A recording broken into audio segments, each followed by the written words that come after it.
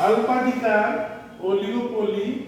Oligopoly एक बाजार की ऐसी दशा है या एक ऐसा बाजार है, ये अपूर्ण प्रतियोगिता बाजार में ही एक भिन्न प्रकार का बाजार है जिसमें कुछ शर्तें अलग होती हैं, विक्रेताओं की संख्या कुछ होती है और खरीदारों की संख्या भी कुछ होती है।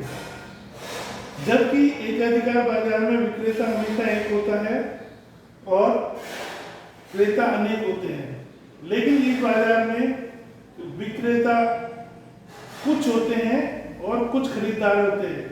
इसमें ये जो चित्र दिया गया है, इस चित्र की सहायता से हम ये देखेंगे कि इसमें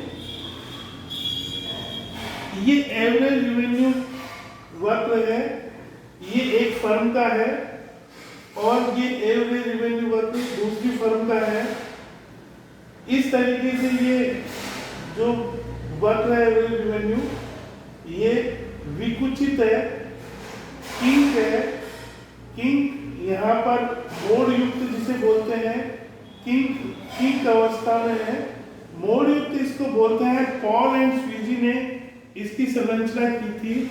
उन्होंने बताया था कि बाजार में फर्में जब आती हैं और फर्में प्रवेश करती हैं, तो बाजार में फर्में जब प्रवेश करती हैं तो दूसरे को हानि पहुंचाती हैं और खुद लाभ कमाती हैं। इस प्रकार फर्मों का आना और जाना बराबर लगा रहता है और फर्मों का जब आना जाना बराबर लगा रहता है तो उद्योग के अंदर फर्मों बराबर नियमित रूप से आती रहती हैं, लेकिन उनका मार्जिन या लाभ एक दूसरे को काटती रहती हैं और वो लाभ लेने की दृष्टिकोण से वो बाजार में प्रवेश करती हैं। और बाजार में जब जैसे ही फर्में प्रवेश करती हैं तो अन्य फर्मों का लाभ घटने लगता है और कुल मिलाकर के एक नॉमिनल प्रॉफिट उनको मिलने लगता है। इस प्रकार से ये बाजार में जब इस तरीके से प्रक्रिया चलती है कि बाजार में फर्मों का प्रवेश और बाजार में फर्मों का बहिर्गमन, एग्जिट होना, फर्मों का निकलना, बार बार से ये इस प्रकार से जो है प्रक्रिया होती है। तो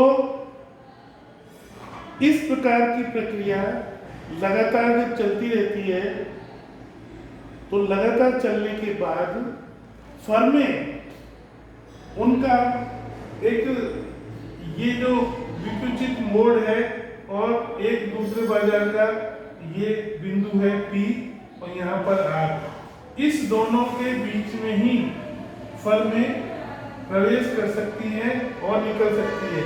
अगर इसके नीचे जाएंगे और ऊपर जाएंगे, फर्में ऊपर जा ही नहीं सकती और इसके अलावा नीचे आ सकती। क्यों? कि इसका लाभ और हानि दोनों का ये भी बिंदुओं के बीच में रहता है और इन बिंदुओं के बीच में रहने पर ही फर्में अधिकतम लाभ कमाती हैं। इस अल्पाधिकार बाजार की सभी बातें भिन्न प्रकार से होती हैं।